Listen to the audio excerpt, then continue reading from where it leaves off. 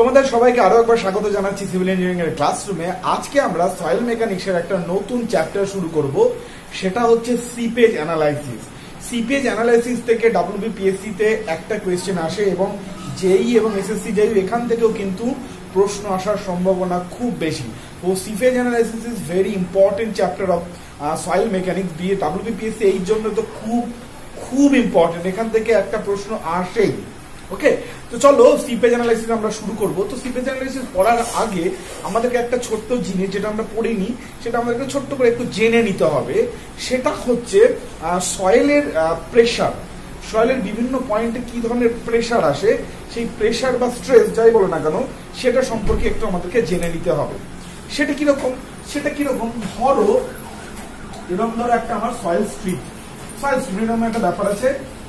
এইখানে ধরো সয়েল আছে, এই হাইট অব্দি ধরো সয়েল আছে, ঠিক আছে, এই হাইট অব্দি ধরো সয়েল আছে, আর ধরো জল এর ওপরে আছে, জল ওপরে আছে, মানে এই নিচটা সয়েল আছে, এতটা সয়েল। ক্লিয়ার? ধরে নিচ্ছি আমি সয়েলের হাইট ধরে নিচ্ছি আমি এইচ, আর এর ওপরে যে জলটা আছে তার হাইট ধরে নিচ্ছি হচ্ছে H1। ক্লিয়ার? মানে এরকম একটা সয়েল যদি আমরা কল্পনা করি, কিরকম সয়েল কল্পনা করলাম, যে একটা সয়েল যেটা সাবমার্জ হয়ে রয়েছে, কতটা জলের তলে রয়েছে না, H1 হাইট জলের তলে রয়েছে। এরকম একটা সয়েলের ঠিক এই পয়েন্টে মানে এই এন্ড পয়েন্টে, এই জায়গাতে সয়েলের উপর প্রেসার বা স্ট্রেস যাই বলো না কিনা সেটা কিরকম আসবে। ওকে, এবার প্রেসারের কথা যখন হলো তাহলে আমাদেরকে আগে একটু জিনিস জানতে হবে যে সয়েলে কি ধরনের প্রেসার আমরা ক্যালকুলেট করি। ওকে, সয়েলে আমরা মূলত যে দুটো টাইপ অফ প্রেসার ক্যালকুলেট করি এবং সেই দুটো টাইপ অফ প্রেসারকে যোগ করে আমরা টোটাল প্রেসার বা টোটাল স্ট্রেস ক্যালকুলেট করি। ব্যাপারটা কিরকম? ব্যাপারটা হচ্ছে আমরা জানি যে এই যে সয়েলটা আমি তোমাদেরকে দেখালাম, এই সয়েলটার মধ্যে দুটো কম্পোনেন্ট আছে। একটা কম্পোনেন্ট হচ্ছে সয়েল সলিড আছে, আর একটা কম্পোনেন্ট আছে হচ্ছে ওয়াটার, তাই তো? এই দুটো কম্পোনেন্ট দিয়ে এই জিনিসটা রয়েছে, এই সয়েল স্ট্রিপটা রয়েছে, ঠিক আছে। তার মানে এইখানে যে প্রেসার আসবে, এখানে যে টোটাল যে প্রেসারটা আসবে, ঠিক আছে, সেই টোটাল প্রেসারটা দুটো কম্পোনেন্টের বা দুটো প্রেসারের যোগফল হবে। তো একটা প্রেসার কি আসবে, এই সয়েল সলিডের জন্য একটা লোড আসবে বা একটা প্রেসার আসবে, আর কি এই যে ওয়াটার আছে, ওয়াটারের জন্য একটা প্রেসার আসবে। মানে ব্যাপারটা কি, ধরো তোমার হাতের ওপর, ঠিক আছে, বা তুমি তোমার হাতের ওপর একটা ধরো কি বলবো একটা গ্লাস নিয়েছো, তোমার হাতের উপর একটা গ্লাস নিয়েছো বা একটা গ্লাসকে এইভাবে তুমি ধরে আছো, এইভাবে একটা গ্লাস আছে ধরো। এবার গ্লাসের মধ্যে তুমি কিছুটা সয়েল আছে, তার মধ্যে কিছুটা জল আছে, ঠিক এরকম কন্ডিশনের মতন।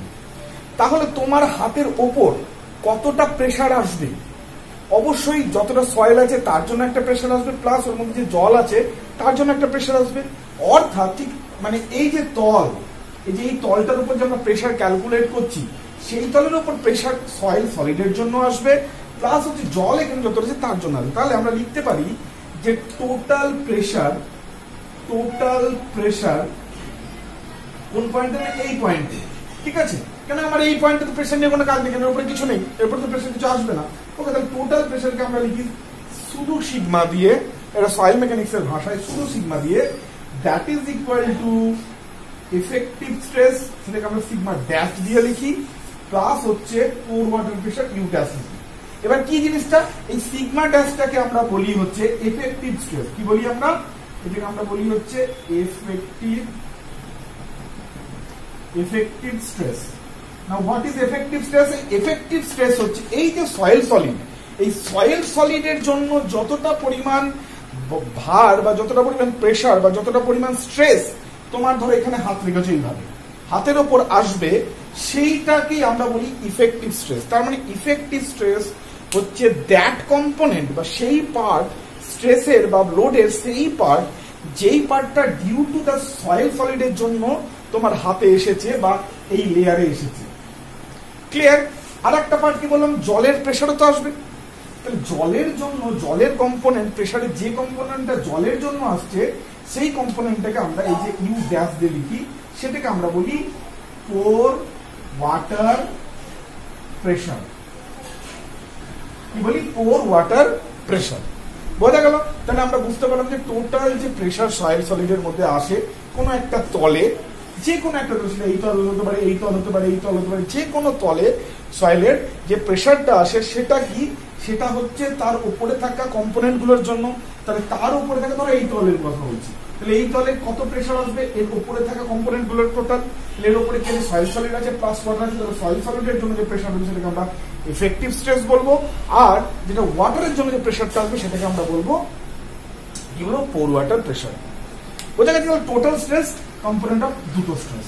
ওকে, তাহলে এখান থেকে আমরা বলতে পারি যে ইফেক্টিভ স্ট্রেস, এখান থেকে আমরা কি বলতে পারি, effective stress equal two total stress minus pore water pressure. Effective stress equal two total stress minus pore water pressure. আচ্ছা, এবার আমরা এই জিনিসটাকে জানলাম কেন, এই জিনিসটা জানাটা খুব গুরুত্বপূর্ণ। কেন কি হচ্ছে, আমাদের এই যে সিপেজ প্রেশার যখন আমরা পড়াশোনা করব, ঠিক আছে, তো সিপেজ প্রেশার পড়াশোনা করতে গিয়ে এই জিনিসটার দরকার আছে। তার সাথে সাথে আমাদের আরো একটা জিনিস জেনে রাখা দরকার, যে একটা সয়েল মাস আছে, তো সয়েল মাস এখানে কতটা প্রেশার দেবে সেটা আমাদের বার করার, সেটা আমাদেরকে জানা উচিত যে সেটা কতটা প্রেশার দিতে পারে, সেটা আমাদের দরকারও। ওকে, ধরো আমি কোনো এরকম হলো যে আমরা কিছু একটা ডিজাইন করছি, ধরো এখানে আমি একটা প্ল্যাটফর্ম ডিজাইন করবো, তার উপর কিছুটা মাটি থাকবে, ধরো আমি গার্ডেনিং করবো, ঠিক আছে, বা ধরো আমি একদম ধরো একটা বহুতল বাড়ি করছি, ঠিক আছে, মাল্টি স্টোরি বিল্ডিং করছি, মাল্টি স্টোরি বিল্ডিং এর ওপর ধরো ছাদ করছি, সেই ছাদের ওপর ধরো আমি গার্ডেন করবো। ভালো করে বলছি, কেন আমরা এগুলো ক্যালকুলেট করছি, গার্ডেন করব। এবার গার্ডেন করার জন্য তার মানে কি, আমার ছাদ, ধরো স্ল্যাব, স্ল্যাবের ওপর মাটি থাকবে, কিছুটা হাইট মাটি থাকবে গাছ লাগানোর জন্য।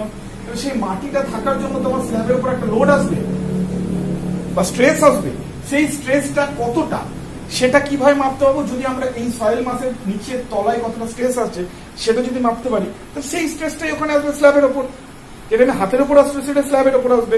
So that is why we need this type of calculation to calculate the stress at any layer of soil mass, ঠিক আছে, due to soil component then the water component. বোঝা গেছে? ওকে, এবার আমরা যে জিনিসটা পেয়ে গেলাম সেটা হচ্ছে একদম এই লেয়ারে আমাদের কতটা আসবে। এবার দেখো একটা জিনিস খেয়াল করো, যে সয়েলের স্ট্রেস হচ্ছে মানে কি, শুধু সয়েল কম্পোনেন্টের স্ট্রেস মানে কি, ইফেক্টিভ স্ট্রেস।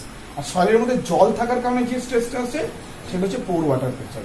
এবার যদি তুমি একটা জিনিস ভালো করে খেয়াল করো, তার মানে সয়েলের একদম নিজের জিনিস কোনটা, ইফেক্টিভ স্ট্রেস। আর পোর ওয়াটার প্রেশারটা কিন্তু সয়েলের নিজের জিনিস না। নিজের জিনিস না মানে কি, ওটা জল থাকার জন্য, যদি জল কোনো কারণে বেরিয়ে যায় তাহলে কিন্তু ওই মালটা রিলিজ হয়ে যাবে। আমরা কনসেন্ট্রেশন পড়তে গিয়ে সেটা দেখেছি, জল কিন্তু যদি ফাঁক পায় ও বেরিয়ে যাবে, ফাঁক পায় বেরিয়ে যাওয়া মানে যে বেবাফাই করে দেবে। এবার বেবাফাই যদি করে দেয় তাহলে আমরা কি জানি, total stress equal two effective stress plus হচ্ছে পোর ওয়াটার প্রেশার। যদি কোনো কারণে ফাঁক পায় তাহলে জল তো বেরিয়ে গেল, জল বেরিয়ে গেলে মানে ইউ বেরিয়ে যাবে, ইউ জিরো হয়ে যেতে পারে। সো পুরো স্ট্রেসটা কিন্তু তখন ইফেক্টিভ স্ট্রেসের উপর চলে আসবে। সো ইফেক্টিভ স্ট্রেসটা আমাদের সয়েলের বার করাটা খুব ইম্পর্টেন্ট, কেন কি ইফেক্টিভ স্ট্রেস সয়েলের বলতে পারো একটা বেসিক কম্পোনেন্ট বা বেসিক প্যারামিটার। ফলে আমরা সয়েলের স্ট্রেস ডিস্ট্রিবিউশন বা স্ট্রেস যখন আমরা বার করি, আমরা কিন্তু সব ইফেক্টিভ স্ট্রেসটা দিয়ে যে কোনো স্টেবিলিটি চেক করবার মানে একটা অ্যাটেম্প্ট রাখি। So effective stress is very very important parameter. Okay, ঠিক আছে, এবার চলো আমরা এই পয়েন্টে ইফেক্টিভ স্ট্রেসটা একবার বার করার চেষ্টা করি। যে কন্ডিশনটা আমি শুরুতেই বলেছি সেই কন্ডিশন অনুযায়ী আমরা ইফেক্টিভ স্ট্রেস আমরা বার করার চেষ্টা করি। ওকে, তাহলে এইখানে টোটাল প্রেশার যদি আমরা প্রথমে বার করে নিই, টোটাল প্রেশার কত, টোটাল প্রেশার হচ্ছে, খেয়াল করে দেখো, আমার এই পরিমাণ জল আছে, H1 হাইটের জল আছে এর উপর দাঁড়িয়ে, তাহলে জলের জন্য প্রেশার আসবে। আমরা জানি জল নিচের কতটা প্রেশার দিয়ে আমরা ফ্লুইডে পড়েছি, H rho g। ওকে, তাহলে রো জিকে আমরা গামা দিয়ে লিখতে পারি, তাহলে আমরা বলতে পারবো H1 ইন্টু গামা ডাব্লু। এইটার জন্য, এই জল থাকার জন্য প্রেশার কতটা দেবে, H1 ইন্টু গামা ডাব্লু, এতটা হাইট জল, এই নিচেই তো প্রেশারটা দেবে, ওকে, H1 গামা ডাব্লু প্লাস এই মাটিটাও তো প্রেশার দেবে এখানে। এবার এই মাটিটা কি, মাটিটা কিন্তু শুধু মাটি নেই, শুধু মাটি নেই, মাটি আছে মানে গামা, যদি তুমি ডেনসিটি হিসেবে ধরো, এই যে গামা দিয়ে আমরা গুণ করছি, তো এই মাটি যেখানে প্রেশার দেবে সেটাও H ইন্টু গামা। এই সয়েলের যে গামা হবে সেই গামার সাথে হাইট যদি গুণ করি তাহলে এর এখানে প্রেশার আমরা পেয়ে যাব। আমরা জানি মাটির ক্ষেত্রে প্রেশার, কোন একটা তলে প্রেশার মানে কি ওই H ইন্টু গামা, একই কেস। এবার দেখো, এটা আমরা H বলেছি, ঠিক আছে, এটা H1 বলছি। সো এবার এখানে যে আমরা এটা মানে H, এবার এখানে যে আমরা গামাটা ধরবো সেই গামাটা কি গামা ধরবো, এই সয়েলের কোন গামা ধরবো, গামা ডি ধরবো, গামা বাল্ব ধরবো, না গামা ব্যাস ধরবো, না গামা স্যাট ধরবো? কেন কি আমরা জানি এতগুলো গামা আমরা বার করেছি, তোমার মতে এখানে কি গামা ধরা যাবে? তো তুমি বলতে পারো যে স্যার এটা সাবমার্জ আছে বলে সাবমার্জ ধরতে পারি, কিন্তু আমরা এখানে ওই কন্ডিশনটাতে যাচ্ছি না, আমরা জলের আলাদা করে এখানে কনসিডার করে দিয়েছি। তাহলে এইটুকু পরিমাণের যখন আমরা গামা লিখবো তখন আমরা কিন্তু সেটাকে গামা স্যাট লিখবো। কেন? কেন কি এই সয়েলটা কিন্তু স্যাচুরেটেড কন্ডিশনে আছে, ফলে ওজন, শুধু ওজন যেটা হবে সেটা কিন্তু H ইন্টু গামা স্যাট। তাহলে টোটাল স্ট্রেস আসছে H1 into gamma W plus H into gamma sat. আশা করি বোঝা গেল এই লেয়ারে টোটাল স্ট্রেস কতটা আসছে। Now what is pore water pressure? Now pore water প্রেশারকে যদি আমি বলি, তাহলে পোর ওয়াটার প্রেশারকে কি আমরা লিখতে পারি, কিভাবে লিখতে পারি? Pore water pressure equal to হচ্ছে H plus H1 into gamma W. H plus H1, কেন কি জল পুরোটা জুড়েই আছে, পুরো জুড়ে আছে। এইখানে সয়েল কণাগুলোর মাঝখানে জল আছে, আর এখানে পুরো এমনি জল আছে। তাহলে পুরো জল যদি থাকে তাহলে পুরো হাইট ইন্টু গামা ডাব্লু, তাহলে H1 H plus H1 into gamma W. বোঝাতে পেরেছি? এফেক্টিভ টোটাল স্ট্রেস মানে কি, এখানে কতটা প্রেসার আসছে, প্রেসার কি কি জন্য আসছে, জল থাকার জন্য প্রেসার আসছে, that is H1 into gamma W. আর এই মাটিটার জন্য প্রেসার আসছে, মাটিটা কি স্যাচুরেটেড আছে, সো আমরা গামা স্যাট ইন্টু H করে দিলাম, টোটাল প্রেসার পেয়ে গেলাম। আর পোর ওয়াটার প্রেসার মানে কি, কতটা জল, পুরোটা শুধু জলটা, আমরা মাটি বাদ দিয়ে দিচ্ছি। সো পুরো জল কত, এই পুরো হাইট ধরে জল আছে, স্যাচুরেটেড হওয়ার পরে যে জল মাথায় উপরে উঠেছে, তার মানে এর মাঝখানে জল আছে। তো পুরো জল মানে কত, এই পুরো height into gamma W. So effective stress কত হচ্ছে এই কেসটার? ইফেক্টিভ স্ট্রেস হবে total stress minus pore water pressure. Total stress হচ্ছে কত, H1 gamma W plus H gamma sat minus এইটা H gamma W minus H1 gamma W. Clear? Clear? এবারে H1 gamma W আর H1 গামা ডাব্লু কেটে গেল, তাহলে পড়ে থাকলো H gamma sat minus H gamma W. দেখতে পাচ্ছ? ক্লিয়ার? সো এখান থেকে আমি বলতে পারি H যদি কমন নিয়ে নিই তাহলে gamma sat minus gamma W. তাহলে ইফেক্টিভ স্ট্রেস যেটা আসছে সেটা হচ্ছে H gamma sat minus gamma W. আচ্ছা, gamma sat minus gamma W আমরা কি বলি? H into gamma submerge, H into gamma submerge. তাহলে কি পেলাম খেয়াল করে দেখো, খুব ভালো করে বোঝার চেষ্টা করো। সিপেজ প্রেসার বুঝতে গেলে এই জিনিসটা বোঝাটা খুব দরকার, দ্যাট ইজ ওয়াই আমি এটা করছি। তাহলে আমরা পেলাম ইফেক্টিভ স্ট্রেস ইকুয়ালস টু, এই পয়েন্টে ইফেক্টিভ স্ট্রেস পেলাম কত, H into gamma submerge. H into gamma submerge পেলাম হচ্ছে এইখানে আমাদের ইফেক্টিভ স্ট্রেস। ক্লিয়ার? তার মানে এই পয়েন্টে সয়েলের শুধুমাত্র নিজের কম্পোনেন্টের জন্য, সয়েল সলিডের শুধুমাত্র নিজের, সব জল বেরিয়ে গেল, শুধুমাত্র এর জন্য, সয়েল নিজের কম্পোনেন্টের জন্য টোটাল যে স্ট্রেস এই লেয়ারে দেবে সেটা হচ্ছে H ইন্টু গামা ডাব্লু, আর বাকি স্ট্রেসটা দিচ্ছে জল। বুঝতে পারছি? ঠিক আছে, ওকে। নাও এইটা আমাদেরকে মাথায় রাখতে হবে যে এরকম একটা সয়েল কম্পোনেন্টের জন্য এটা হয়। এবার চলে আসি, এটা আমরা এখানে লিখে রেখে দিলাম, কন্ডিশনটা বুঝে গেলে সাবমার্জ কন্ডিশনের জন্য। তার মানে একটা জিনিস কি হবে, এখানে যে প্রেসারটা আসবে, ইফেক্টিভ স্ট্রেসটা আসবে, সেই ইফেক্টিভ স্ট্রেসটা শুধুমাত্র যত হাইটের সয়েল আছে তার সাথে শুধু গামা সাবমার্জ গুণ করলেই হয়ে যাবে। মানে এর উপরে কতটা জল আছে তার উপর কিন্তু কিছু ডিপেন্ড করছে না। কিছু ডিপেন্ড করছে কি করছে না, কেন কি এই H1 এর কোনো কম্পোনেন্ট এর সাথে লেগে নেই। সো ইফেক্টিভ স্ট্রেস হচ্ছে অনলি যে হাইট সাবমার্জ আছে সয়েলের, শুধু সেই হাইটের সাথে গামা স্যাট, এই গামা সাবমার্জ গুণ করে দাও, তাহলে ইফেক্টিভ স্ট্রেস হবে। তো আমরা ইফেক্টিভ স্ট্রেসটাকে এই কন্ডিশনের জন্য এই ধারে তুলে রেখে দিচ্ছি। ইফেক্টিভ স্ট্রেস ইকুয়াল টু হচ্ছে এইচ ইন্টু গামা ড্যাশ, এটা আমাদের কাজে লাগবে। Now coming to the seepage, এবার চলে আসি আমরা seepage. Now what is seepage? Seepage কথাটা অ্যাকচুয়ালি মানে কি? সিপেজ কথাটার মানে হচ্ছে সিপ করা। সিপ মানে জল, জল যাচ্ছে। কিরকম ভাবে যাচ্ছে? জল যাচ্ছে মানে জল যখন মাটির মধ্যে দিয়ে ফ্লো করে বা মাটির মধ্যে দিয়ে যাচ্ছে নিজে নিজে, তখন আমরা বলি এটা জল সিপ করছে। ক্লিয়ার? যদি জল ধরে নাও, অনেক সময় কি হয় ছাদেও, হ্যাঁ অনেক যাদের ছাদ ধরো যেখানে এই নর্থ বেঙ্গলের দিকে বেশি হয়, হ্যাঁ এখানে যেহেতু বৃষ্টি বেশি হয় জল শুকোতে কম পারে, ফলে অনেকদিন ছাদ থাকার পরে জল কিন্তু সোক করে ছাদ দিয়ে নিচে পড়ে। তো তার মানে কি এখানে আমরা বলি এখানে কিন্তু ওয়াটার থ্রু কংক্রিট সিপ করছে। ঠিক একই রকম ভাবে জল যখন সয়েলের মধ্যে দিয়ে যায় তখন আমরা সেটাকে বলি সয়েল মধ্যে দিয়ে জল সিপেজ হচ্ছে, জলের সিপেজ হচ্ছে থ্রু সয়েল। তো আমরা যেখানে একটু সয়েল মেকানিক্স করছি, তো আমরা কি করবো? Seepage of water through soil, সয়েলের মধ্যে দিয়ে জল সিপ করছে। এবার প্রশ্ন আছে যে জল সিপ কেন করে, বা মোদ্দা কথা জল কেন ফ্লো করে? আমরা জাস্ট আগের দিন ফ্লুইড মেকানিক্স যারা পড়োনি, মানে আগের ক্লাসটা আমার যারা পড়োনি, ঠিক আছে, তোমরা প্রত্যেককে রিকোয়েস্ট করবো যে প্লিজ তোমরা গিয়ে কিন্তু বার্নওলিস ইকুয়েশন বলে যে চ্যাপ্টারটা আছে, সেই চ্যাপ্টারের যে ক্লাসটা আছে তোমরা কোনো যারা যেই আছো তারাও করো।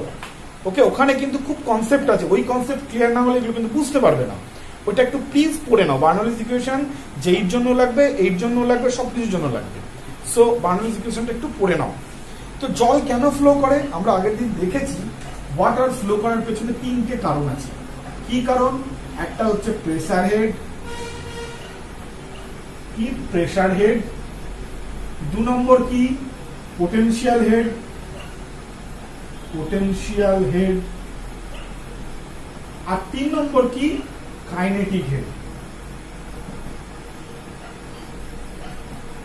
এই তিনটে হেড লাগে বা তিনটে খেলা মিলে একটা জল প্রবাহিত করে। আমরা আগের দিন বার্নওলিস ইকুয়েশনে পড়েছিলাম, সেটাকে কি করেছিলাম, কিভাবে দেখেছিলাম? P by rho g plus Z plus হচ্ছে V square by 2g equal to constant পড়েছিলাম। তো এই তিনটে কারণের জন্য জল কিন্তু ফ্লো করে। এটা হচ্ছে প্রেসার হেড, এটা হচ্ছে ডেটাম হেড বা পোটেনশিয়াল হেড, আর এটা হচ্ছে কাইনেটিক হেড। ঠিক আছে, এবার ধরো সয়েলের ক্ষেত্রে ফ্লো হচ্ছে। সয়েলের ক্ষেত্রে ফ্লো হচ্ছে মানে কি? ধরো এরকম একটা সয়েল আছে, ধরো এরকম একটা সয়েলের মাস আছে, এবার সয়েলের মাস আছে। এবার সয়েলের মাসের উপর ধরে নাও আমার এখান থেকে ফ্লো হচ্ছে। আমি ওইভাবে দেখাচ্ছি না, আমি একটু এইভাবে দেখাই, এইভাবে দেখাচ্ছি। ধরো এখান থেকে জল এলো, এই হাইটে জল আছে, জল এসে ধরো তুমি এইখানে দিয়ে, মানে জল এসে এইখানে এলো। ঠিক আছে, এবার যেহেতু এখানে জলের হেড ওপরে, তাহলে কি হবে? জল এই পাইপের থ্রুতে এসে এটাতে ফ্লো করে উপর দিকে ওঠার চেষ্টা করবে। তো এখানে কি কি হেড আছে? এখানে প্রেসার হেড আছে। প্রেসার হেড কোনটা? না এই যে এটার সাথে এটা যে ডিফারেন্স, এই লেয়ারের সাথে এই লেয়ারের সাথে ডিফারেন্ট, সেটাই হচ্ছে প্রেসার হেড হবে, প্রেসার হেডের পার্থক্য হবে। এবার একটা জিনিস খেয়াল করে দেখো, ধরে নিচ্ছি ডেটাম এটাই বা ডেটাম ধরো এটা, তাহলে এই ডেটামের মধ্যে কোনো পার্থক্য না। ধরো ডেটামকে আমি যদি ইকুয়াল রাখি দুটোর ক্ষেত্রে, তাহলে জেড এর কোনো পার্থক্য হয় না, আমরা আগের দিন পড়েছি। ডেটাম মানে কি? ডেটাম মানে হচ্ছে একটা নির্দিষ্ট হাইট থেকে কতটা উঁচুতে পুরো ব্যাপারটা ঘটছে, পুরো সিস্টেমটা। যদি সেখানে এরকম ইনক্লাইন্ড সয়েল স্যাম্পল না হয়, যদি এরকম ইনক্লাইন্ড সয়েল স্যাম্পল না হয়, তাহলে এই Z1 আর Z2 এর কোনো পার্থক্য হয় না। যদি এরকম সোজা সয়েল স্যাম্পল হয়, ঠিক আছে, মানে এরকম সোজা সয়েল স্যাম্পল হয়, ধরো আমাকে বোঝাই, ধরো কোনো ডেটামের রেসপেক্টে এরকম সোজা সয়েল স্যাম্পল হচ্ছে, তাহলে কিন্তু Z1 আর Z2 কোনো পার্থক্য হয় না। যদি সয়েল স্যাম্পল ইনক্লাইন্ড হয় তবেই কিন্তু আমাদের জেড এবং Z1 এর পার্থক্য হয়। এবার এখানে আমাদের সয়েল স্যাম্পল কি? আমাদের সয়েল স্যাম্পল এরকম সমান আছে, মানে ধরে নিচ্ছি এটা গ্রেডিয়েন্ট, মানে এইটা যদি ডেটাম হয় তাহলে ডেটাম থেকে কিন্তু সয়েল স্যাম্পল আমাদের এটাও যে হচ্ছে মানে একদম সমান ভাবেই আছে। সো আমরা জেড কে কিন্তু আরামসে ইগনোর করতে পারি। আচ্ছা, সয়েলের মধ্যে জল যে ফ্লো হয়, তার যে ভেলোসিটি হয় that is very low, very low. Okay, that is very low. So V মান যদি খুব কম হয় তাহলে এটাকেও আমরা ইগনোর করতে পারি। ফলে আমরা ধরে নিতে পারি যদি কোনো একটা ডেটাম থেকে সমান উচ্চতায় বা সমানভাবে যদি এরকম করে রাখা থাকে, প্যারালালি যদি রাখা থাকে আমার পুরো সিস্টেমটাকে সয়েল ফ্লো এর, তাহলে বলতে পারি জেটকে আমরা ইগনোর করতে পারি। তাহলে বলতে পারি পুরো ফ্লোটা এই প্রেসার হেডের পার্থক্যের কারণেই হচ্ছে। ওকে, প্রেসার হেডের পার্থক্য কারণেই হচ্ছে। ওকে, এইবার একটা জিনিস খেয়াল করে দেখো, তার মানে আমরা কি বুঝলাম, এক মিনিট আপনি রিপিট করে নিই। আমরা বুঝলাম যে সয়েলের মধ্যে দিয়ে যখন জল সিপ করে দ্যাট ইজ সিপেজ। ঠিক আছে, এবার সিপেজ কেন হয়, মানে জল কেন ফ্লো করে মাটির মধ্যে দিয়ে? কারণ আমরা আগের দিন জেনেছি যে জলের ফ্লো করার পেছনে তিনটে এনার্জি দায়ী, বা তিনটে হেড বা তিনটে ঠেলা দায়ী। কি কি ঠেলা? প্রেসারের হেড, পোটেনশিয়াল হেড আর কাইনেটিক হেড। তিনটে হেড কি ডিটেলে আমি ওই বার্নৌলিস ইকুয়েশনে বলেছি বলে আমি এখানে কিন্তু আর ডিটেলে অত ডিটেলে বললাম না। যাদের দরকার একটু প্লিজ ওই ইয়েটা দেখে নাও, আমি ডেসক্রিপশনে লিঙ্কটা দিয়ে দেবো। ঠিক আছে, ওকে। নাও এটা হচ্ছে গল্পটা। নাও এবার এই হেডগুলোর কারণে আমরা দেখলাম যে যখন সয়েলের মধ্যে দিয়ে ফ্লো করে, যদি ডেটামের সাথে আমার পুরো সয়েল যে ফ্লো এর সিস্টেম সে যেরকম প্যারালাল থাকে, ঠিক আছে, সব পয়েন্টগুলোই, তাহলে আমরা জেটকেও ইগনোর করতে পারি। আর যেহেতু সয়েলের মধ্যে ভেলোসিটি ইজ ভেরি লো, জলের সেজন্য আমরা এইটাকেও ইগনোর করতে পারি। ফলে প্রেসার হেড মেনলি দায়ী, প্রেসার হেডের পার্থক্য মেনলি দায়ী হচ্ছে সিপেজ করানোর জন্য। এবার একটা জিনিস আছে যে আমরা কেন এই এটা আমি কাটা হয়ে গেল, কাটতে পারি না।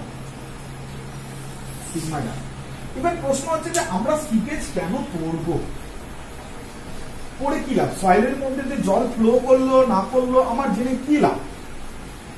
কোনো কি লাভ আছে কি? বা আমরা কেন পড়বো? ইয়েস, প্রশ্ন হচ্ছে কেন পড়বো।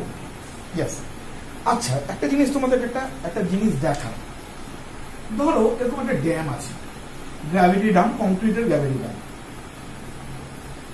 ঠিক আছে, এটা ধরো আপস্ট্রিম সাইড, এটা ধরো ডাউনস্ট্রিম সাইড। ঠিক আছে, এখানে ধরো না আমার জল আছে এই হেড, আর এখানে ধরো জল কম থাকবে ডাউনস্ট্রিমে, এই হেডে জল আছে। ঠিক আছে, তাহলে এখানে একটা জিনিস দেখতে পাচ্ছ, এখানে যে হেড আছে যদি সেটা H1 হয় আর এখানকার হেড যদি H2 হয়, তাহলে নিজেরাই চোখে দেখতে পাচ্ছ যে H1 অবশ্যই H2 এর চেয়ে অনেক বেশি। তাহলে হেডের যখনই পার্থক্য হচ্ছে, ঠিক আছে, Z1 বাদ দাও, ওই যে প্রথম প্রেসার হেড, প্রেসারের জন্য যে ফ্লোটা হচ্ছে, তাহলে হেডের পার্থক্য হচ্ছে। এবার হেডের পার্থক্য হওয়া মানেই আমরা একটা হাইড্রোলিক গ্রেডিয়েন্ট পাবো। হাইড্রোলিক গ্রেডিয়েন্ট মানে কি? ডেল এইচ বাই এল, মানে হেডের পার্থক্য হলেই দেয়ার ইজ হাইড্রোলিক গ্রেডিয়েন্ট, মানে জল প্রবাহিত হওয়ার চেষ্টা করবে সমাচ্যশীলতা ধর্মের জন্য। ঠিক আছে, তার মানে এখানে যেহেতু হেডের পার্থক্য হচ্ছে, তার মানে জল কিন্তু প্রবাহিত হওয়ার চেষ্টা করে, এদিকে যাওয়ার চেষ্টা করবে। এবার যেহেতু এটা কংক্রিটের ড্যাম, ফলে এটা ইমপারমিয়াবল আমরা ধরে নিতে পারি। ইমপারমিয়াবল মানে কি? এটার মধ্যে জল যেতে পারে না। সো চেষ্টা করবো জল আমি এবার মাটির মধ্যে দিয়ে আমি যাওয়ার চেষ্টা করবো। জল মাটির মধ্যে দিয়ে যাওয়ার চেষ্টা করলো, করে ও কোথায় যেতে চাইছে? এই পয়েন্টে যেতে চাইছে জল। সো এইভাবে জলের একটা লাইন ফ্লো করে করে এখানে চলে যাবে। ভালো কথা গেল। এইবার এই সময় জল যাওয়ার জন্য, জল যখনই যাচ্ছে যাচ্ছে যাচ্ছে, তাহলে কি হবে? এখানকার মাটিও কিন্তু একটু একটু করে লুজ হতে শুরু করবে।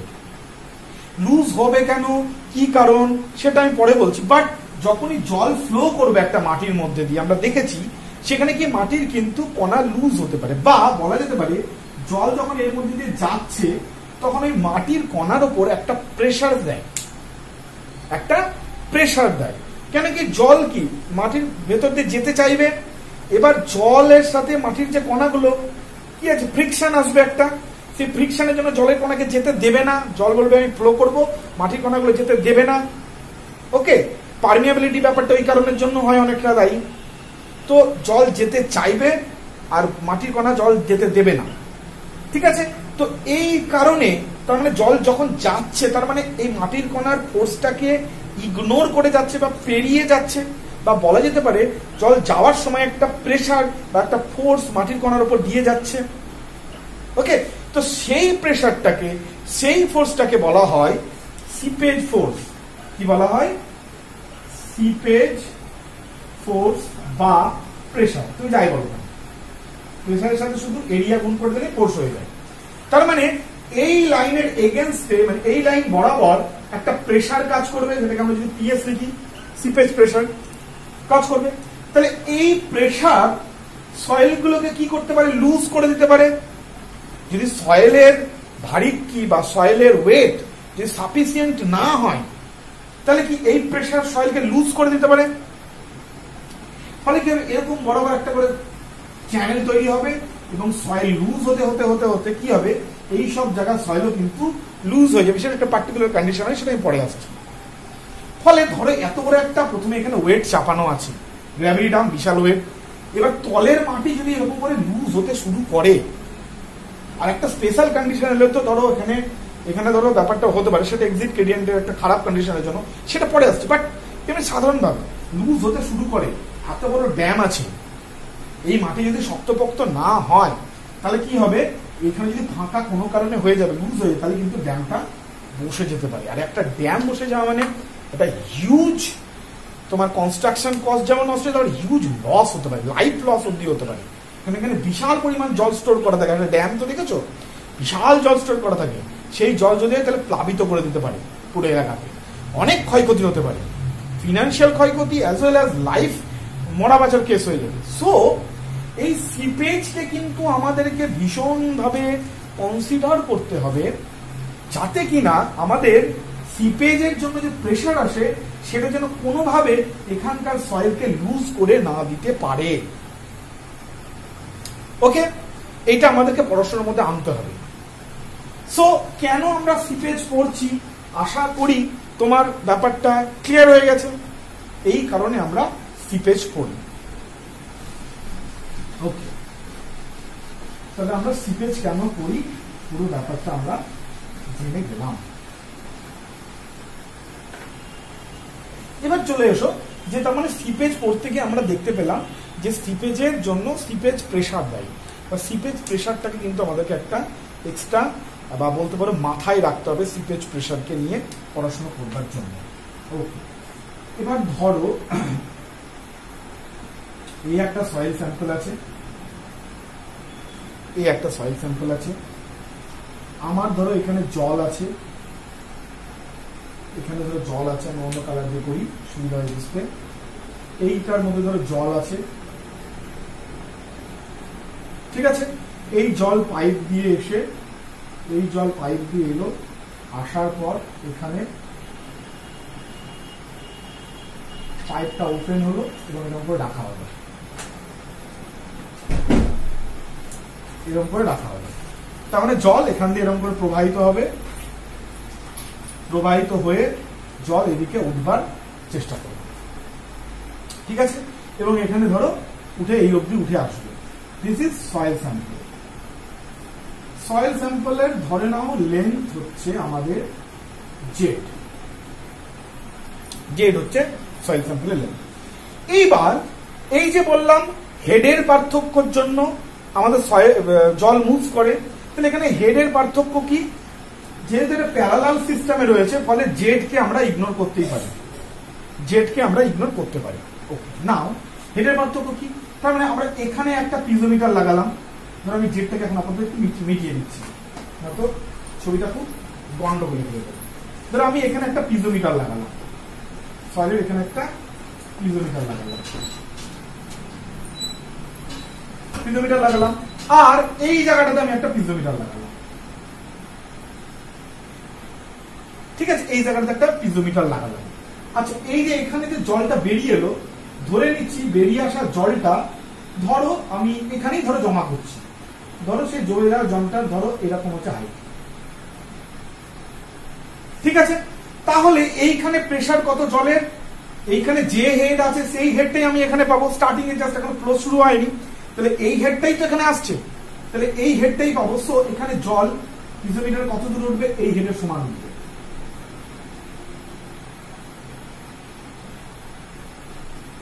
এই হেডের সমান জল উঠলো এতটা, ঠিক আছে, আমি এটা মিটিয়ে দিই, না তো বেশি গন্ডগোলের হয়ে যাবে। তাহলে এতটা জল উঠলো। আচ্ছা, এখানে এই পিজোমিটারে জল কতটা উঠবে? এই হেড অব্দি জল উঠবে, তার জল উঠবে এতটা। ক্লিয়ার? তাহলে জল এখান থেকে যখন এখানে প্রবাহিত হলো, জল এখান থেকে যখন এখানে প্রবাহিত হলো, তখন শুরুতে তার হেড ছিল এতটা। কতটা হেড ছিল ধরে নিচ্ছি, এই হেডটা হচ্ছে H1, আর পরে সয়েলের হেড হলো কত? এতটা। তাই যতটা হেড হলো সেটা হচ্ছে ধরে নাও H2।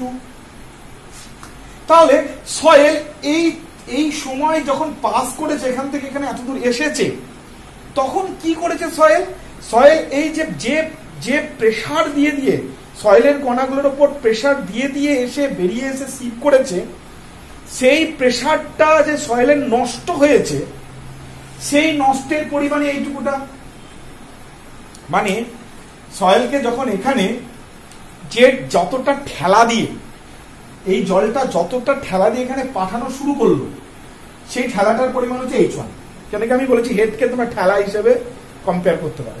তাহলে যে পরিমাণ ঠেলা দিয়ে জলকে উপরে পাঠানো ট্রাই করলো, সেই ঠেলার পরিমাণ হচ্ছে H1। এবার ব্যাপার কি, ও ঠেলাটা নিয়ে যখন এই সয়েল কণার মধ্যে পাস করে যাচ্ছে, এবার আমি আগেই যে বললাম, যখন সয়েল কণার মধ্যে জল পাস করবে তখন এটা সিপেজ প্রেসার দেয়। ঠিক আছে, কেন কি সয়েল কণা জলকে যেতে দেবে না, জল যাবে, ফলে একটা কিন্তু শক্তি ক্ষয় করতে হয় সয়েলকে পেরিয়ে যাওয়ার জন্য, সিপ করার জন্য, সেটা হচ্ছে সিপেজ প্রেসার। তাহলে শক্তি ক্ষয় করতে যখন এখানে জমা হচ্ছে, তখন কি হচ্ছে, দেখা গেল যে সয়েলের অলরেডি বা জলের অলরেডি ঠেলার বা যে ঠেলা দিয়ে এখানে পাঠানো হচ্ছে, সেই ঠেলার মানটা কমে গেছে। কতটা কমে গেছে? যে পরিমাণটা হয়েছে হচ্ছে H1। তাহলে জলের কমে যাওয়া পরিমাণ মানে হেডের যে লস, ঠিক আছে, সেটাকে যদি আমি ডেল H দিয়ে লিখি, তাহলে বলতে পারবো H1 মাইনাস H2। তাই তো, এতটা পরিমাণ লস হয়েছে। তাহলে এই লসটাই হচ্ছে বেসিক্যালি আমাদের সিপেজের জন্য হয়েছে এই লসটা। তাই তো, এই হেডটাই হচ্ছে সিপেজ। এই হেড যে লস হয়েছে, এই হেড লসটাই ডিউ টু সিপেজ। এই হেড লসটাই ডিউ টু সিপেজ। ক্লিয়ার? তাহলে আমরা লিখতে পারি সিপেজ প্রেসারকে আমরা লিখতে পারি del H into gamma W. ঠিক আছে, নাও এবার তাহলে এইটাকে আমরা লিখছি যে seepage pressure equal to del H into gamma W. এবার আমরা কি জানি, আমরা একটু আগে পড়েছি, আমরা জানি যে হাইড্রোলিক গ্রেডিয়েন্ট ইকুয়াল টু কি ডেল এইচ বাই লেন্থ, কতটা সয়েলের মধ্যে দিয়ে জল যাচ্ছে। তাহলে এখানে কতটা সয়েলের মধ্যে জল যাচ্ছে, আমরা সেটাকে ধরেছিলাম জেড, সয়েল স্যাম্পলের এটা জেড। তাহলে ডেল এইচ বাই জেড, তাহলে আমরা লিখতে পারি কি, ডেল এইচ কে লিখতে পারি হচ্ছে আই ইন্টু জেড। তাহলে এই টার্মটাকে আমরা লিখতে পারি I into Z into gamma W. So seepage pressure দাঁড়ালো হচ্ছে I into Z into gamma W. Clear? তাহলে আমরা এখান থেকে কতটা সিপেজ প্রেসার আসে সেটা বার করে নিলাম। তাহলে যদি তোমাকে বলে, তুমি যদি এবার এখান থেকে পুরো ওভারঅল ব্যাপারটাকে দেখো, তাহলে কি দেখতে পাচ্ছ যে জল যখন একটা সয়েলের মধ্যে দিয়ে পাস করার জন্য তার ইনিশিয়ালি যে হেড ছিল বা যে ঠেলা ছিল, পাস করার জন্য কিছুটা তার জলের ঠেলা কমে গেছে, বা যে ফোর্স নিয়ে ধরো 10 kilonewton per metre square force নিয়ে ও যাওয়া শুরু করেছিল, কিন্তু যখন সয়েলটা ক্রস করলো দেখলো সেটা 8 kilonewton per metre square force আছে। তার মানে 2 কিলোনিউটন ওই ডিউরিং চলার জন্য নষ্ট করেছে। সেই 2 কিলোনিউটনটাই হচ্ছে বেসিক্যালি, সেই 2 কিলোনিউটন লোডটাই হচ্ছে বেসিক্যালি তোমার কি বলতো হেড লস হয়েছে, কার জন্য না, সিপেজের জন্য।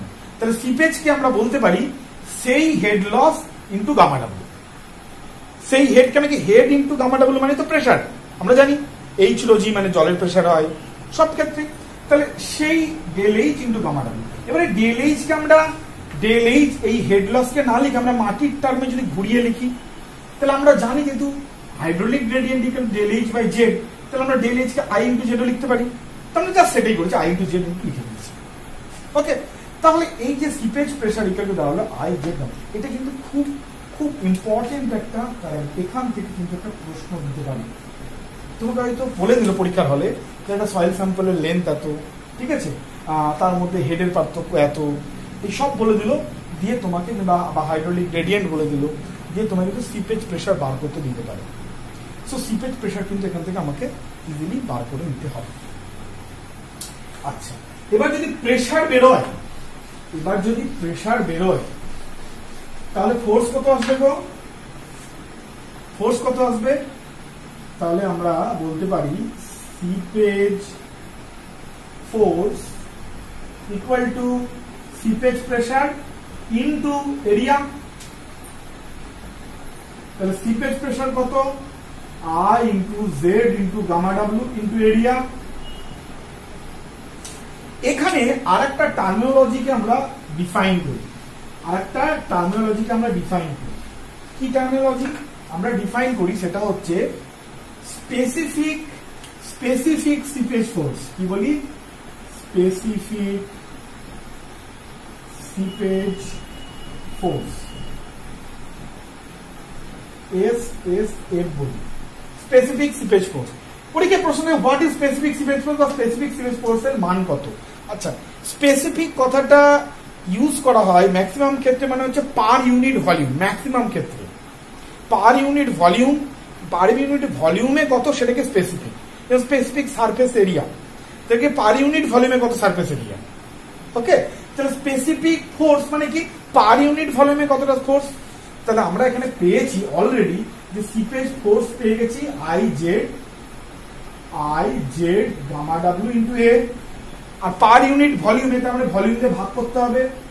ভলিউম মানে কি? ভলিউম মানে হচ্ছে এ ইন্টু এল, ঠিক আছে। এল মানে কি? এখানে জেড, সয়েল কত? জেড, সয়েলের এরিয়াটা ধরে নাও এ, তাহলে এ ইন্টু জেড, তাহলে এ কেটে গেল, জেড কেটে গেল, তাহলে আমরা লিখতে পারি আই ইন্টু গামা ডাব্লিউ। তাহলে আমরা বলতে পারি যে স্পেসিফিক সিপেজ ফোর্স অর্থাৎ SSF equals to I into gamma W. এটা মাথায় রাখতে হবে। তাহলে তিনটে জিনিস এখন পর্যন্ত পেলাম যেটা মাথায় রাখতে হবে। একটা কি? একটা পেলাম হচ্ছে সিপেজ প্রেশার, ঠিক আছে, সেটা হচ্ছে কি আই জেড গামা ডাব্লিউ। তারপর পেলাম seepage force I Z gamma W into A. আর একটা পেলাম specific seepage force, that means seepage force per unit volume, that is equal to I into gamma W. তিনটে জিনিস পেলাম, তিনটে জিনিস নোট ডাউন করে নাও। এর পেছনের পুরো কনসেপ্টটা আশা করি বুঝে গেছো তোমরা। Very good. Now coming to the next point, যে পয়েন্টটা বলে আমি আজকে শেষ করব। এর পরের দিন আমি হচ্ছে ফ্লোনেট ডায়াগ্রামটা করিয়ে দেবো, তাহলে সিপেজটা শেষ হয়ে যাবে। এবার যেটা প্রশ্ন আসে সেটা হচ্ছে যে এই যে জল যে ফ্লো করছে, এই যে জল আমরা একটুখানি আগে দেখলাম সয়েলের মধ্যে দিয়ে জল ফ্লো করছে, তাই তাহলে সয়েল স্যাম্পল, জেড আয়তনের সয়েল স্যাম্পল, জেড লেন্থের সয়েল স্যাম্পল, তার মধ্যে জল ফ্লো করছে। আচ্ছা, ফ্লোটা দুটো ভাবে হতে পারে। একটা হতে পারে নিচ থেকে জল উপর দিকে ফ্লো করছে, একটা হতে পারে নিচ থেকে জল উপর দিকে ফ্লো করছে। আর একটা কেস হতে পারে যখন জল উপর থেকে নিচের দিকে ফ্লো করবে। দুটো কেসই হতে পারে, জল নিচ থেকে উপরে ফ্লো করতে পারে, জল উপর থেকে নিচেও ফ্লো করতে পারে। সো দুটো ফ্লো কন্ডিশনেই কিন্তু আমাদেরকে এই সিপেজ প্রেশার বা বলতে পারো ওই যে ইফেক্টিভ স্ট্রেস, যেটা সয়েলের আসল গল্প, বা ওই যে বললাম না যে ড্যামের তলে দিয়ে যে জল তোমার পাস করবে, জল যাওয়ার সময় সিপেজ প্রেশার দিয়ে ফলে জল সয়েলকে লুজ করে দেবে। এবার সয়েল লুজ হবে কি হবে না সেটা ডিফাইন করবে সয়েলের ইফেক্টিভ স্ট্রেস কত। সয়েলের ইফেক্টিভ স্ট্রেস যদি বেশি হয়, তার মানে সয়েল বেশি চেপে বসে আছে, ঠিক আছে, তাহলে সয়েল কণাগুলোর মধ্যে মানে বল বেশি, প্রেশার বল বেশি। আমি বলেছি ইফেক্টিভ হচ্ছে সয়েলের নিজের জিনিস। তাহলে যদি ইফেক্টিভ স্ট্রেস বেশি হয়, তাহলে সিপেজ হওয়ার পরেও সয়েল কণাকে লুজ করতে পারবে না। ফলে আমাদেরকে জানতে হবে যে সয়েল কণায় যে সিপেজ যে ব্যাপারটা হয়, তো এই সিপেজ হওয়ার জন্য ইফেক্টিভ স্ট্রেসের কি পরিবর্তন হচ্ছে? ওকে, ঠিক আছে। আচ্ছা, ইফেক্টিভ স্ট্রেস সবসময় কোন দিকে কাজ করে? এদিকে কাজ করে, নিচের দিকে কাজ করবে।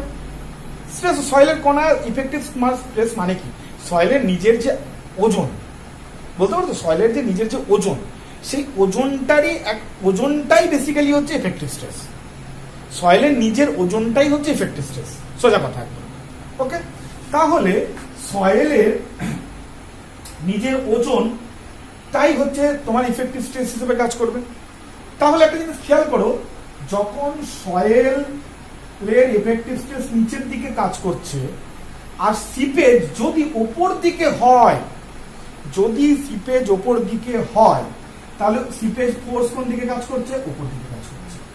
তাহলে এই কেসটাতে কিন্তু একটা ক্রিটিক্যাল কন্ডিশন আসতে পারে।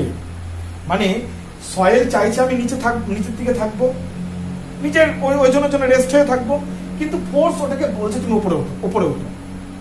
তাহলে এই কেসটাতে যখন, তাহলে when flow is upward, then a critical, then কি হতে পারে? একটা ক্রিটিক্যাল কেস হতে পারে। ক্রিটিক্যাল কেস হতে পারে না? পারে তো। আচ্ছা, সেই ক্রিটিক্যাল কেসটা কিরকম? এবার যখন ফ্লো করছে মানে কি, ধরো এখানে ওই যে প্রথম যে কেসটা দেখালাম, এখানে জল আছে, জল এসে আমি এখানে দিয়েছি, আমি একটু ক্লিয়ার করে আঁকি। হ্যাঁ, ব্যাপারটা একটু বুঝতে হবে, একটু ক্লিয়ার করে আঁকি। ধরো এই হচ্ছে সয়েল স্যাম্পল, আমার এখানে জল আছে এই হাইটে, জলটা এসে আমি এখানে দিচ্ছি, তাহলে জল এবার উপর দিকে ফ্লো করবে। দেখালাম জল এটা দিয়ে এসে, ঠিক আছে, উপর দিকে ফ্লো করবে, এই সয়েল স্যাম্পলের মধ্যে দিয়ে উপর দিকে ফ্লো করবে জল। ওকে, তাহলে উপর দিকে যদি ফ্লো করে, তার মানে উপর দিকে ফ্লো করে জল এখানে জমা হচ্ছে, ক্লিয়ার? জল এখানে জমা হচ্ছে। সো আমরা ইফেক্টিভ স্ট্রেস কত পেয়েছিলাম এরকম কন্ডিশনের জন্য? প্রথমে করলাম না, যে এরকম যদি সয়েল স্যাম্পল হয়, উপরে ধর এরকম জল আছে আর নিচে সয়েল স্যাম্পল আছে, হাইট তার এইচ, তাহলে এখানে এই তলে এফেক্টিভ স্ট্রেস কত হবে? H into gamma dash.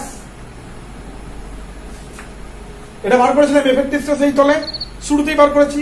তাহলে এক্ষেত্রেও সেম কেস, ওপরে জল আছে, সাবমার্জ কন্ডিশনে আছে এবং এখানে জল পাস করছে, তাহলে এখানকার এফেক্টিভ স্ট্রেস কত হবে? এফেক্টিভ স্ট্রেস হবে হচ্ছে এই height Z into gamma dash, তাই তো?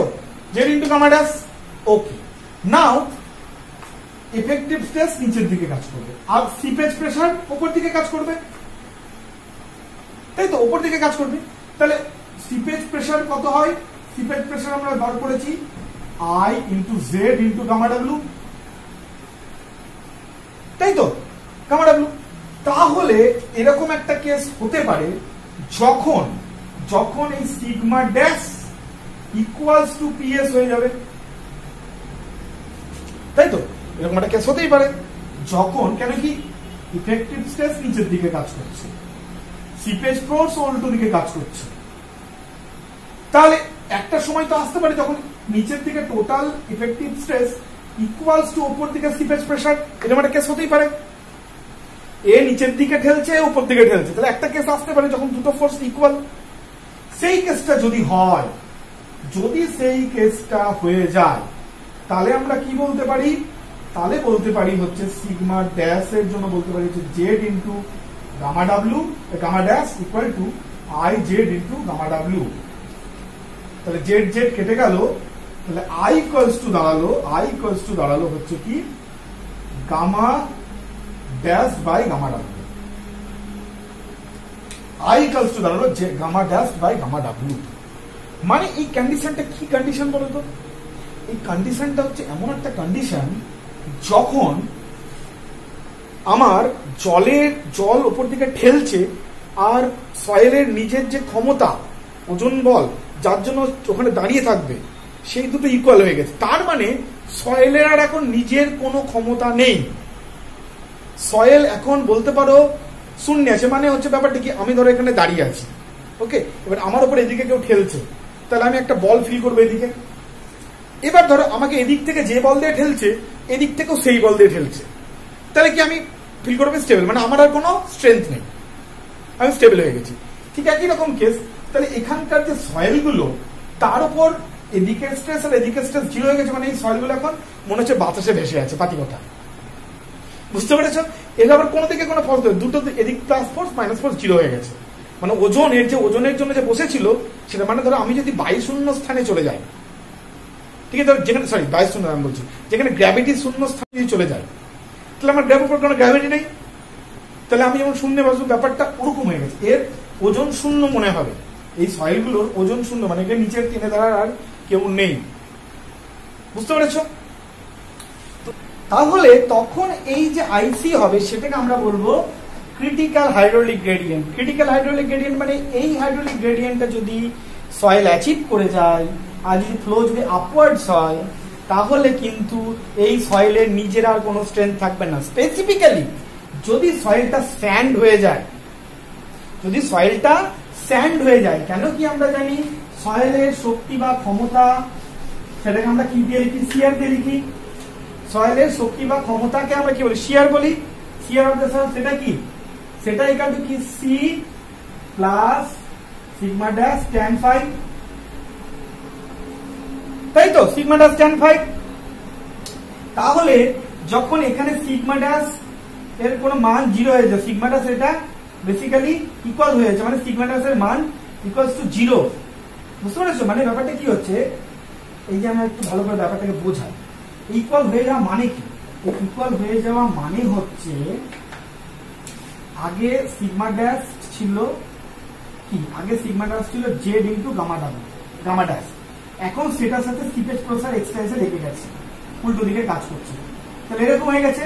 তাহলে ফর ক্রিটিক্যাল কেস যখন এটা ইকুয়াল টু এটা হবে, তখন এটা ইকুয়াল টু জিরো হয়ে যাবে, sigma dash equal two zero হয়ে যাবে এটা। ঠিক আছে, সিগমা ড্যাশ জিরো হয়ে যাবে। তাহলে সিগমা ড্যাশ যদি জিরো হয়ে যায়, ঠিক আছে, আর কোহেশনলেস সয়েল মানে কি? C already zero. কোহেশনলেস মানে স্যান্ড, ধরো কোহেশনলেস সয়েল, তার C already zero, plus sigma phi যদি জিরো হয়ে যায়, তাহলে তার শিয়ার স্ট্রেংথ কত হবে? জিরো হয়ে যাবে। মানে সেই সয়েলের আর কোনো শক্তি থাকবে না। আর সয়েলের কোনো শক্তি না থাকা মানে কি? ওর উপর যদি তুমি কোনো লোড চাপো, ওখানে ধস ধস করে বসে যাবে। সেই কেসটাকেই আমরা বলি quick sand condition. Quick sand condition, quick sand condition. ঠিক আছে, এটাকে আবার বয়েলিং অফ স্যান্ডও বলে, বয়েলিং অফ স্যান্ডও বলে। তাহলে বয়েলিং অফ স্যান্ড বা কুইক স্যান্ড কন্ডিশনের ক্ষেত্রে কি হয়? কুইক স্যান্ড কন্ডিশনের ক্ষেত্রে যেটা হয় সেটা হচ্ছে আইসি ক্রিটিক্যাল হাইড্রোলিক গ্রেডিয়েন্টটা হয় হচ্ছে gamma dash by gamma W. আচ্ছা, আমরা সেই মনে আছে সেই সয়েলের প্রথম দিন আমি বলেছিলাম একটা ওয়ান ইম্পর্টেন্ট ফর্মুলা কি? গামা বাল্ক ইকুয়াল টু, যেটা বলেছিলাম যে একটা ফর্মুলা মনে রাখলে অনেক কিছু হয়ে যাবে। Gamma bulk equal to G plus S E into gamma W by 1 plus E. সেখান থেকে যদি আমার কি হয়? গামা স্যাট হয়, গামা সাবমার্জ হয়, তাহলে সেটা কি পেয়েছিলাম মনে আছে? এখানে সব মানগুলো বসানোর পর গামা স্যাট আমি পেয়েছিলাম হচ্ছে, গামা স্যাট বলছি, গামা সাবমার্জ পেয়েছিলাম যে G minus 1 into gamma W by 1 plus E. সেটাকে আমি এখানে বসাচ্ছি, কি বলছে? G minus 1 by 1 plus E into gamma W, আর নিচে একটা গামা ডাব্লু আছে, গামা ডাব্লু ক্যান্সেল আউট হয়ে গেল। তাহলে ক্রিটিক্যাল হাইড্রোলিক গ্রেডিয়েন্ট দাঁড়াচ্ছে G minus 1 by 1 plus E. This is very very important, this is very very important. এইটা কিন্তু প্রত্যেকবার আইসিএন ইঞ্জিনিয়ার এখান থেকে প্রশ্ন আসে, ক্রিটিক্যাল হাইড্রোলিক গ্রেডিয়েন্ট এর মান কত? That is G minus 1 by 1 plus E. Clear? তাহলে কখন এই কেসটা হবে? ক্রিটিক্যাল হাইড্রোলিক গ্রেডিয়েন্ট কখন হবে? যখন ফ্লো আপওয়ার্ড হচ্ছে। ওকে, সো এবার যদি ক্রিটিক্যাল হাইড্রোলিক গ্রেডিয়েন্ট বা সরি কোন সয়েলের হাইড্রোলিক গ্রেডিয়েন্ট যদি ক্রিটিক্যাল হাইড্রোলিক গ্রেডিয়েন্টের বেশি হয়ে যায়, তাহলে ওখানে বয়েলিং অফ স্যান্ড হতে যাবে। ইকুয়াল হয়ে গেলে হওয়া শুরু করে দেবে, আর বেশি হয়ে গেলে বয়েলিং অফ স্যান্ড ঘটা শুরু করে দেবে, মানে ফুটবে মনে হবে। কেন কি? নিচের প্রেশার বেশি হয়ে গেছে, তখন মনে হবে যে ফুটছে স্যান্ডটা। ঠিক আছে, ওকে। বোঝা গেছে পুরো ব্যাপারটা। নাও যদি ফ্লোটা আপওয়ার্ড না যদি ডাউনওয়ার্ড হয়, যদি ফ্লোটা আপওয়ার্ড না হয়ে যদি ডাউনওয়ার্ড হয়, যদি ফ্লোটা আপওয়ার্ড না হয়ে ডাউনওয়ার্ড হয়, এই সয়েল মাস যদি ফ্লোটা ডাউনওয়ার্ড হচ্ছে, তাহলে এফেক্টিভ স্ট্রেস অলরেডি নিচের দিকে কাজ করছে, সিপেজ প্রেসারও নিচের দিকে কাজ করবে, ফলে এই যে সিগমা ড্যাশ সেটা এখানে কিন্তু প্লাস হয়ে যাবে, প্লাস হয়ে যাবে। বোঝা গেছে? তাহলে this is all about seepage. সিপেজের পুরো কনসেপ্ট, সেখান থেকে কি কি মনে রাখতে হবে, ক্রিটিক্যাল হাইড্রোলিক গ্রেডিয়েন্ট কি, পুরো জিনিসটা এখানে ক্লিয়ার হয়ে গেল। এর পরের দিন জাস্ট আমরা ফ্লোনেট শুরু করব, ফ্লোনেটটা ড্রা করে দেবো, ফ্লোনেটটা একদম তোমাকে ডিটেলে বুঝিয়ে দেবো। আশা করি ফ্লোনেট নিয়ে আর কোনো সমস্যা হবে না, একদম ক্লিয়ার করে আমি বুঝিয়ে দেবো। সো আজকে এইটুকুই, অনেকক্ষণ হলো আর কি ক্লাস পুরো ব্যাপারটা বোঝানোর জন্য। তো এইটুকুই। আর একটা কথা তোমাদের কাছে বলি, একটু শেয়ার করি, সেটা হচ্ছে যে আমি আমার একটা ভ্লগ চ্যানেল খুঁজছি, আমার ভ্লগিং করতে খুব ভালো লাগে। তো সেখানে আমি দুটো অলরেডি ভ্লগিং করেছি। আমি সেই ব্লগিং চ্যানেলের ওই ভিডিও দুটোর লিঙ্ক আমি নিচে দিয়ে দিচ্ছি ডেসক্রিপশন বক্সে। তোমরা যারা আমাকে একটু ভালোবাসো, আমার ভিডিও দেখো, যাকে আমি তোমাদেরকে একটু রিকোয়েস্ট করবো, মানে এটুকু তোমাদের কাছে চাইতে পারি যে তোমরা গিয়ে চ্যানেলটাকে ভিজিট করে ওই দুটো মানে ভিডিও দেখো ওই ব্লগিং ভিডিওগুলো একটু দেখো। কি হয়, তোমরা যদি দেখো, যদি ভালো হয় তাহলে আমি একটু উৎসাহ পাই, এবং পড়ার মাঝে মাঝে যখন তো মাঝে মাঝে একটু মন ফ্রেশ করার জন্য দেখতেই পারো, ভালো লাগবে। আশা করি আমি বেস্ট বানানোর চেষ্টা করেছি। দেখো, কমেন্ট করে জানিও যে কেমন হয়েছে, এবং ভালো লাগলে অবশ্যই চ্যানেলটাকে সাবস্ক্রাইব করো। তো তোমরা যদি করো তাহলে আমি এই ধরনের ভিডিও আরো ওখানে আমি আপলোড করতে পারবো। এটা তোমাদের কাছে রিকোয়েস্ট, প্লিজ এইটুকু সাপোর্ট আমাকে করো। তোমরা যারা নতুন আছো আমার চ্যানেলকে সাবস্ক্রাইব করো, বেল আইকনটাকে ক্লিক করে দিও। আর এই নেক্সট ভিডিওতে আবার দেখা হচ্ছে, ততক্ষণের জন্য বাই।